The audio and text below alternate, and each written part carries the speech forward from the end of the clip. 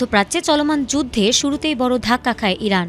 সংঘাতের প্রথম দিনেই মার্কিন ইসরায়েল যৌথ হামলায় নিহত হন দেশটির সর্বোচ্চ নেতা আলী খামেনি, যা পুরো যুদ্ধের গতিপথই বদলে দিয়েছে। সেই শূন্যতার মধ্যেই ইরানের সর্বোচ্চ জাতীয় নিরাপত্তা পরিষদের সচিব আলী লারিজানিকে ১৭ মার্চ রাজধানী তেহরানে একটি লক্ষ্যভেদী ইসরায়েলি বিমান হামলার মাধ্যমে হত্যা করে ইসরায়েলের প্রতিরক্ষা বাহিনী এবং ইরানের রাষ্ট্রীয় সংবাদ মাধ্যম ইতোমধ্যে এই মৃত্যুর খবর নিশ্চিত করেছে। আর এই উত্তপ্ত পরিস্থিতিতেই মৃত্যুর আগে মুসলিম বিশ্বকে একটি কঠোর সতর্কবার্তা দিয়ে গেছেন তিনি। মৃত্যুর আগে সর্বশেষ এক বার্তায় তিনি বলে গেছেন, যুক্তরাষ্ট্র ও ইসরায়েলের বিরুদ্ধে চলমান লড়াইয়ে ইরান কোনোভাবেই পিছু হটবে না।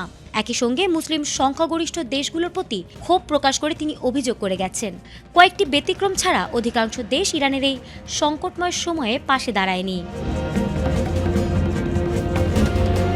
লারিজানি ধর্মীয় দায়িত্বের প্রসঙ্গ টেনেও প্রশ্ন রেখে গেছেন, কেউ যদি হে মুসলিমরা বলে আহ্বান জানায় আর কেউ সাড়া না দেয়, তবে সে কি মুসলিম? আর তার এই মন্তব্য মুসলিম বিশ্বে ঐক্যের অভাবকে সামনে নিয়ে এসেছে। তিনি স্পষ্ট করে বলে গেছেন, চলমান সংঘাতে নিরপেক্ষ থাকার সুযোগ নেই, প্রত্যেককেই পক্ষ বেছে নিতে হবে।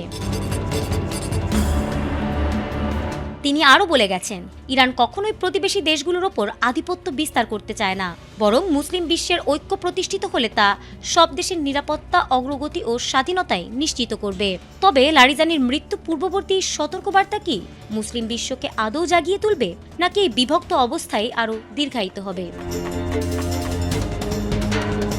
ফারহানা হক, এটিএন বাংলা।